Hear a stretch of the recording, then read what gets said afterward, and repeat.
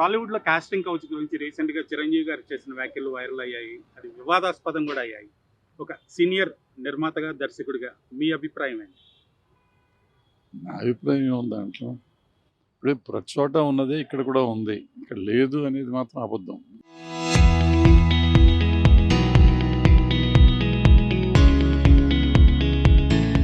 Hundred percent ఇక్కడ కూడా ఉంది. అయితే ఎంతమంది చేస్తారు, ఎంతమంది దానికి ఉన్నారు అంటే ఉన్నారు, చాలామంది ఉన్నారు. సో దాన్ని ఎట్లా ఆపాలి అనేది మనం ఆలోచించాలి, కానీ ఉంది లేదు అని డిస్కషన్ చేసుకోవటం కాదు. అంటే మేము ఎప్పుడు అన్ని చోట్ల ఉన్నట్టే ఉందని చెప్పాను, కానీ నేను ఎప్పుడు లేదని నేనైతే నా పర్సనల్గా నేనైతే ఎప్పుడు చెప్పలేదు. ఇప్పుడు దాన్ని ఎలా ఆపాలి అనేది చాలా రకరకాల ఇది ఉంది. మా కాలం మారుతున్న కొద్దీ పరిస్థితులు కూడా మారినాయి. ఒకానొకప్పుడు అది రహస్యంగా ఉండేది, తెలిసేది కాదు, చేసేవారు. ఇప్పుడు మ్యూచువల్ కన్సెంట్ అనేది ఒకటి కొత్తగా వచ్చింది. సో ఒకప్పుడు శీలం అనేది పదిలం, ఇప్పుడు శీలం పదిలం కాదు. దానికి ఇష్టమైతే ఎక్కడికైనా ఎవరైనా వెళ్ళొచ్చు అనేది అంటున్నాను. సో ఇన్ని రకాల సమస్యలు వచ్చినా, బట్ ఏదేమైనా కానీ ఇష్టం వచ్చినప్పుడు వెళ్ళటమైనా కానీ వాళ్ళ ఇష్టం. ఇది ఎట్లా ఉంటుందంటే వాళ్ళకి అవసరం కాబట్టి, మనకు వేషం ఇవ్వటం అనే అవసరం కాబట్టి వాళ్ళు ఒప్పుకుంటున్నారు. అంటే మనం ఒక రకంగా తెలియకుండా బ్లాక్మెయిల్ చేస్తున్నట్టు, అది బ్లాక్మెయిల్ చేస్తున్నట్టు, యూజ్ చేసుకుంటున్నట్టు. అది కూడా తప్పే. వాళ్ళు ఇష్టం ఈ పని జరుగుతున్నప్పుడు మధ్యలో ఇష్టం ఇద్దరు ప్రేమించుకున్నారో లేకపోతే ఇష్టపడ్డారో అనుకుంటే అది వేరే సంగతి. కానీ ఎప్పుడైతే నీకు పని ఇవ్వాలంటే ఇది కావాలి అని అడగటం అనేది ఈ కాస్టింగ్ కోచ్లో వచ్చింది. సో అది తప్పు. బట్ ఇప్పుడు పరిస్థితులు ఎట్లా ఉన్నాయో చూస్తున్నారు కదా. సో ఈ మిస్టేక్ అనేది నిర్మాతల వైపు నుంచి జరుగుతుందా? దర్శకుల వైపు నుంచి జరుగుతుందా? హీరోల వైపు నుంచి? మగ జాతి తరపు నుంచి జరుగుతుందండి. వాళ్ళు వీళ్ళు అని కాదు, వీళ్ళు ఒకళ్ళు వాళ్ళు ఒకళ్ళు కాదు. ఇది ఏ పరిశ్రమలో లేదు, అన్ని పరిశ్రమల్లోనూ ఉంది, అన్ని చోట్ల ఇదే తంతు జరుగుతుంది. ఇప్పుడు మీరు కోర్టులకు వెళ్తే కోర్టులో కేసులు చెక్ చేస్తే పోలీసుల్లో ఉంది, మిలిటరీలో ఉంది, పోలీస్ ఐపీఎస్ ఆఫీసర్ లెవెల్లో కూడా ఇది జరిగింది అని చెప్పి కేసులు ఉన్నాయి. అట్లాగే మిలిటరీలో కూడా చాలా కేసులు ఉన్నాయి ఇటువంటి. సో ఎక్కడికక్కడ ఉన్నాయి. ఇప్పుడు ఐటీలో ఉన్నాయి, మీడియాలో ఉన్నాయి, సినిమాల్లో ఉన్నాయి. సో అన్ని చోట్ల ఉన్నాయి. సో అక్కడ ఉన్నాయి కాబట్టి మేము చేస్తామని కాదు, అన్ని చోట్ల ఆపాల్సిన పరిస్థితి అందరికీ బాధ్యత ఉంది సమాజంలో. అది ఆపటం ఎట్లా అనేది ఆలోచించుకోవాలి తప్ప, మీ దగ్గర ఉందంటే మీ దగ్గర ఉందని ఒకళ్ళ మీద ఒకళ్ళు ఆపాదించుకొని తప్పించు తిరుగుతానికి ట్రై చేస్తే కరెక్ట్ కాదు.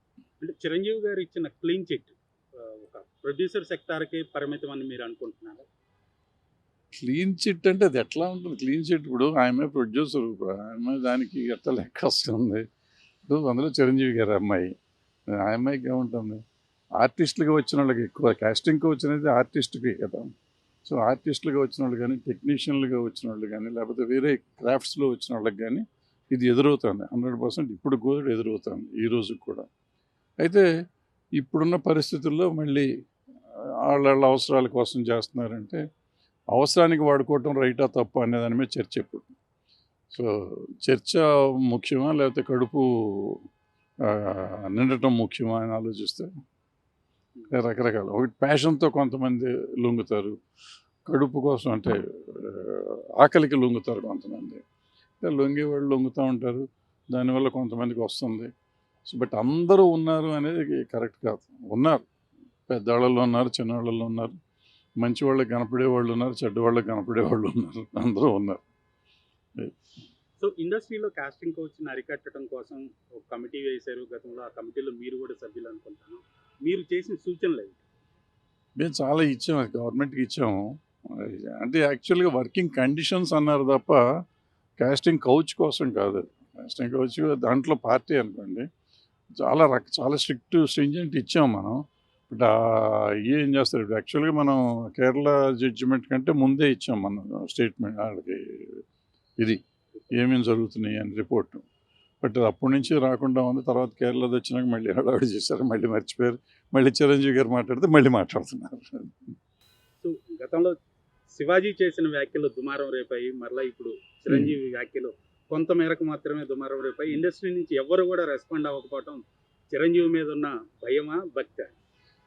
భయం కాదు, భక్తి కాదు. ఇప్పుడు ఆయన అభిప్రాయం అయింది, ఇక్కడ ఎవరి అభిప్రాయం వాళ్ళది. దాంట్లో ఏముంది? ఇప్పుడు నేను అనేది ఉందంటాను, ఆయన లేదంటారు, ఇంకోళ్ళు ఉందంటారు, ఒకళ్ళు మేము చూసామంటారు. చూసిన వాళ్ళ దగ్గరికి వెళ్ళి అయ్యోయ్యో నేను తల్లిని చెల్లిని చూసినట్టు చూస్తాను అమ్మాయిని అంటారు. వాళ్ళు దుర్మార్గులని తెలుసు మాకందరికీ.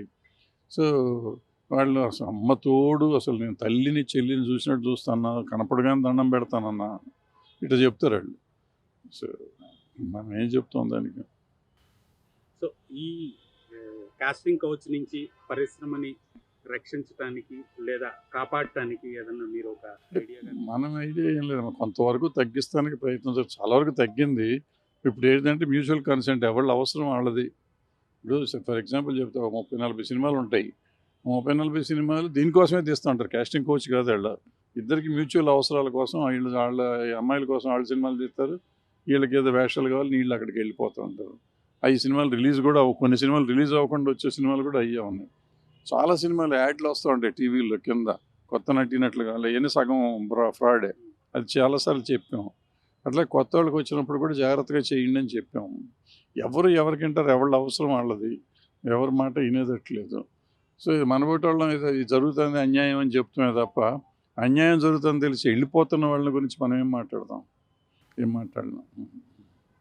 సో చిరంజీవి గారి వ్యాఖ్యలను మీరు ఎలా అర్థం చేసుకుంటారు? అర్థం చేసుకోవటం కదా, ఆయన ముందు అది ఏమీ లేదని చెప్పినా మళ్ళీ ఒకటి చెప్పాడు, మనం జాగ్రత్తగా ఉంటే వాళ్ళు జాగ్రత్తగా ఉంటారనేది చెప్పాడు. సో అది మనం ఉండాలి. ఇప్పుడు చిన్మయ్య గారు ఉన్నారు, చిన్మయ్య గారికి జరిగింది, ఆవిడికి జరిగినంత అన్యాయం ఆవిడికి కానీ, శోభ అని మన మేకప్ ఆర్టిస్ట్కి జరిగినంత అన్యాయం ఎవరికి జరగల. నాకు తెలిసినంతరకు అంత అలరి జరిగి వాళ్ళని పని చేయనివ్వలేదు. అది చాలా దుర్మార్గమైన విషయం. వాళ్ళని సతాయించడం కాకుండా, వేధించడం కాకుండా, వాళ్ళ జీవితాన్ని దెబ్బ కొడతానికి కూడా ప్రయత్నం చేశారు. వాళ్ళిద్దరూ అప్పటికి ఇప్పటికి నిలబడి చూపిస్తున్నారు, వాళ్ళు కనపడుతున్నారు, ఇంకా ఉన్నారు. సో వాళ్ళని మనం ఆదర్శంగా తీసుకుని నిలబడటానికి ప్రయత్నం చేయాలి. కానీ ఇది ఉంది అని చెప్పి తిరుగుకుంటూ పోతే జరిగే పని కాదు.